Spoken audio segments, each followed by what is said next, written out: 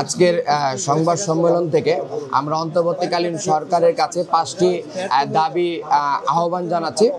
2025 সালে সারা দেশে 33,000 পূজা মণ্ডপের যে শারদীয় দুর্গাপূজা শান্তিপূর্ণভাবে উদযাপন করার জন্য আমরা ঝুঁকিপূর্ণ পূজা মণ্ডপগুলোতে সেনাবাহিনী নিয়োগের আবেদন জানাচ্ছি।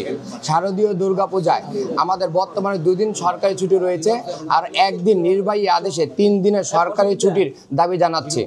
অন্তর্বর্তীকালীন সরকারের কাছে আমাদের পেশ করা যৌক্তিক 8 দফা দাবি বাস্তবায়নের জন্য দ্রুত পদক্ষেপ গ্রহণ করার জন্য আমরা আজকে সংবাদ সম্মেলন থেকে অন্তর্বর্তীকালীন সরকারকে আবেদন জানাচ্ছি।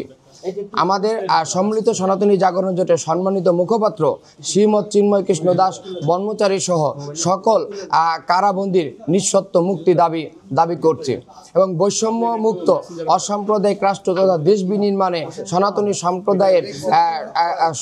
সম্প্রদায়কে সকল ক্ষেত্রে অন্তর্ভুক্ত করার দাবি জানাচ্ছি। ধন্যবাদ সবাইকে।